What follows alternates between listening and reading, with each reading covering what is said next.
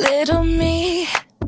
Hey guys, I'm your host Angel. Hey guys, I'm your host Paige. And this is the Dear Little Me podcast. It feels good to be able to say it together. Yeah, I enjoy it. It's been 7 months since we've been together. Yeah, since the Demi concert. So we're here, we're happy to be back. And we have a lot of episodes that we're filming, so you guys are getting thrown a lot of content at you, and we're very happy to do so because we're taking advantage of the time that we have together. Because it doesn't happen often. Are we doing outfit changes so it doesn't seem like it, or are we just giving them a warning? I don't have any energy. Okay. We're gonna definitely do reacting to like unreleased Demi music because that's almost impossible for us to do when we're not together. So we'll be throwing those in random episodes this year. I don't know how many we're gonna film, so I have some updates for you guys, and the first one is Demi's Instagram story. So what was going on? Demi was crying. Yeah. So Demi posted a selfie of them crying, like you could see like their mascara was running, and the caption was "Not every day is a good day, and that's okay." And then like they put like hashtag mental health awareness or something like that. And we don't really get to see the vulnerable side of Demi a lot. We did like in the past, but I feel like Demi's become more reserved and closed off, especially like this era. So not that like it's good that Demi was having a bad day, but like it's good to see like that side of them and that they're still being open, because that's like what first drew me to Demi, was them being so open and vulnerable with their fans, because not a lot of celebrities do that. So I did appreciate them sharing like that there are bad days and there are not so good days, because a lot of celebrities or influencers in general like make it seem like, oh, every day is great because I'm rich and everything's beautiful and rainbows. Yeah, so it's good to like see the other side of that. Yeah, because like you said, we've seen it so much in the past with Demi, like 2015, 2016, and I think that was something that a lot of people used against Demi, so maybe that's why they pulled away from sharing so much, everything going on in their life and all the judgment that they get. So it is nice to see that side. I know that Demi does struggle, that's obviously clear, but to see it was nice and refreshing, and made me, it seems like we're like so happy. Yeah, exactly. That's why I was like, not that ever happened, that was having like, a bad day. there were a lot of fans that were concerned because before, I think either before or after the crying selfie, Demi posted like a screenshot of the song they were listening to, and it was apparently like a really sad song. Like, it was like a really sad song that Demi was listening to, so people were like, oh my god, like what's happening now? I'm worried about Demi. But like we all have days where we just listen to our sad playlists and cry, you know. I do it a lot. So maybe it was just one of those days for Demi. A lot of people thought that they broke up, Jutes and Demi, and as far as I know, they haven't. That's not true, because bringing us to our next topic, I didn't write it down, but I'm gonna say it. Jutes is actually releasing a song about Demi called Ladybug. It was confirmed. Jutes like posted a picture like with the song title, and everyone was like, oh, like, who's this about, who's this about? And then Demi commented, who's this about, babe? And then Jutes like put like one of the emojis, like with the eyes and like the smirk. So it's speculated, basically confirmed, that Ladybug is about Demi. So they're still together, still vibe. I should probably follow him. I don't. You don't follow Jutes? No, I never followed like any of. I didn't follow like Max or anyone, but I followed Jutes because they seem like really actually genuine together. Demi, wishing you the best. Yeah, if you're watching. We always say that, but like we never push it or ever tag Demi in any of our stuff. I'm kind of scared for everybody to come across. I wouldn't want that, but wouldn't it be really cool if we could have Demi on the podcast? That's so stupid. Like, Everyone's listening to laughing. Ask like, oh yeah, what was wrong that day that you posted the crying selfie? Yeah, right. 2024 goals, guys. We're gonna have Demi on the podcast. We need to start actually tagging Demi in our stuff. So email the team every single Sunday when we upload, or Monday, and be like, Demi. So what's this one? Demi at, what is this, Milken? Yeah, so Demi did an interview with Milken Institute Global Conference in Beverly Hills, California. And we're gonna react to a few quotes. The actual interview, we're gonna put the link if you want to watch it. But it's like 20 something minutes long for just part 1, so we're not gonna react to the whole thing. But people have posted like snippets of quotes on social media, so we're just gonna scroll through on the handy dandy phone and react to some. I don't know if you just want like, I was gonna say all of them. Yeah, do maybe just like 2 or 3 of them. Okay. One stand out. Okay, so I'm gonna just start with the first one that I see. It says, the quote, it's kind of long. So it says, growing up with social media was really impactful on my mental health. It has made it difficult to decipher what's reality and what's not.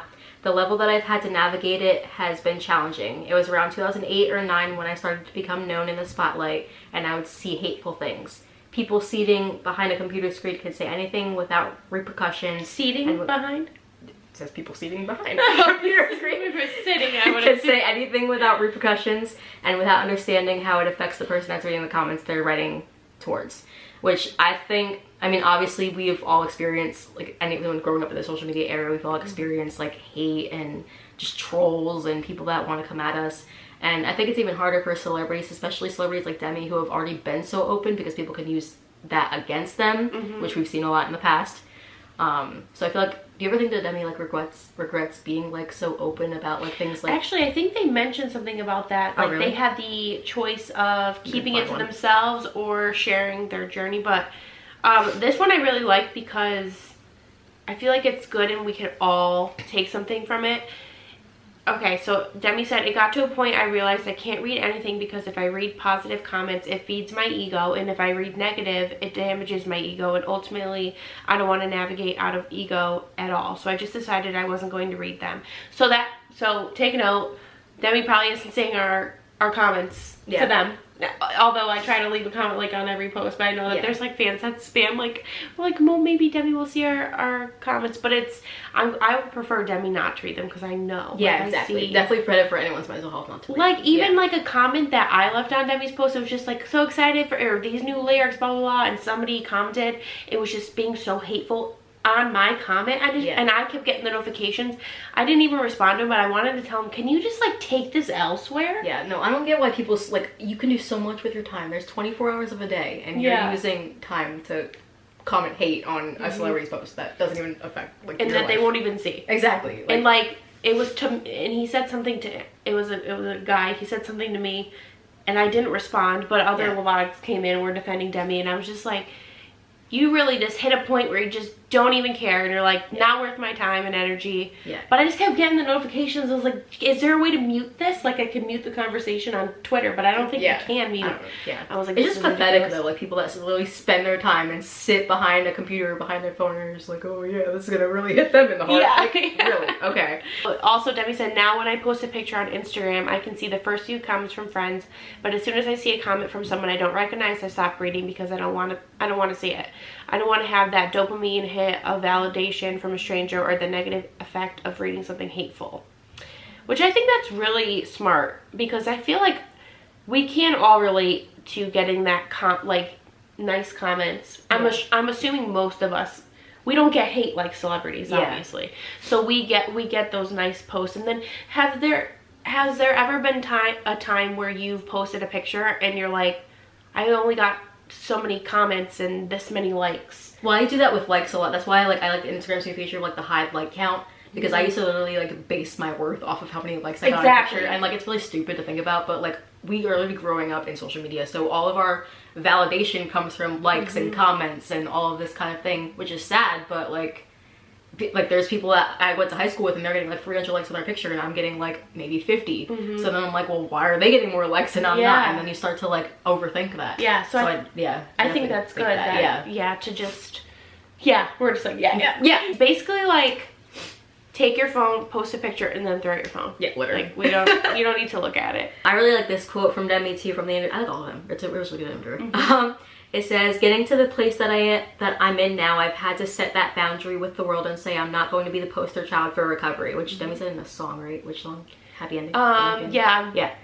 Now I'm okay with speaking about mental health because I don't take it on like I used to. I used to take that on and it was part of my identity, and now I understand that it's just part of my life. It's just not how I am, but it's how I navigate through this world. If I can help others through speaking about it, then I'm going to, but I don't let the pressure get to me like it used to.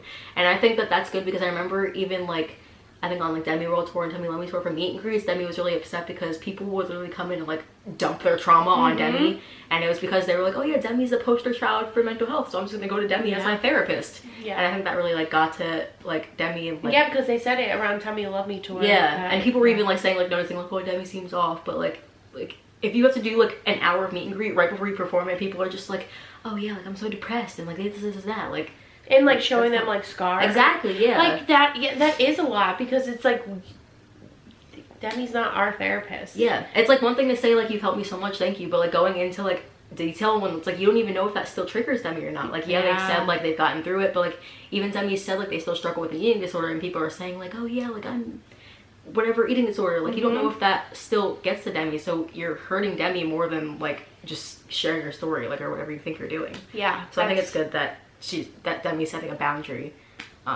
No, it's so true, because if you look back at the interviews from 7 years ago, 2015, 2016, like, it's Demi talks about mental health constantly in all these interviews, and you've seen that. I feel like it's not as frequent now, and I think that's good, because a lot of the time people just associate Demi with just being like depressed and you know, having issues with drugs and all this stuff. So I feel like it's nice to see another side of Demi that isn't mental health related. That's why I want to see another documentary. I know we're getting the Child Star one. Hopefully that happens. That, like we've talked about, that isn't surrounding like addiction or mental health, because I think there's so much more to Demi than that. I feel like it's also like the interviewer's fault too, because I feel like every interview Demi goes on, like the interviewer always goes to the mental health questions and like the drug questions, like, oh yeah, so you're recovered, or like whatever. And I feel like most of them, like Demi, like you could tell like Demi looks uncomfortable and like they don't want to talk about it, but at the same time it's like, oh wait, like I have to, because I already put myself as this label of like the mental health advocate.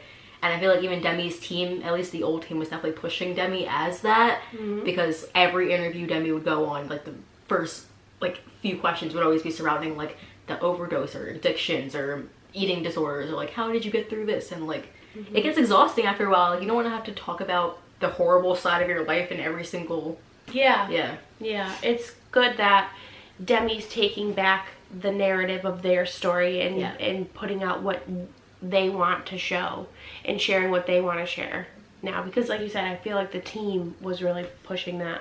So that's good. I'm happy for Demi. Did you want to pick another quote or go to the next topic? Yeah, let's go to the next topic. Okay, cool. So there's gonna be, like we said, we'll put the rest down below, but so Demi is going to be a speaker in the, look, we're like reading this. Okay, go ahead. You want to say? So on May 11th, Demi is set to be a speaker in the Hollywood and Mind Summit, and apparently the conference will focus on the entertainment industry and how it can elevate mental health, which I was kind of confused when I read that, because Demi has been talking on the side of how the entertainment industry has like hindered their mental health. So I'm kind of curious as to what that's gonna be, because Demi's more on the side of like, no, being in the spotlight has affected me so much. So when I read that, I was like, it'll be exciting to see. Yeah, because like we can hear both sides, I guess. Yeah, so May 11th. So that's gonna be Thursday. Yeah. I was like, tomorrow's the 8th. So that'll be exciting to see what that's all about. And I'm excited that Demi's doing more interviews. I feel like Demi's kind of just been like doing their own thing. I love Demi interviews. Like we did in the like reacting to the funniest moments. Like I used to really like sit and scroll through every single Demi interview, because I just like love hearing Demi talk. I know. Like it's just like cool, and seeing them like answer questions. And I never listen anymore though. I used to like be obsessed. Like I would watch every single one. I would spend hours. I was like, okay, the interview's out, gotta watch it, or gotta get the magazine, and now I'm just like, okay, well, when we have to film our that's terrible. We're terrible. I'm terrible. Wow, okay, so we're already moving on to the Dear Little Me segment.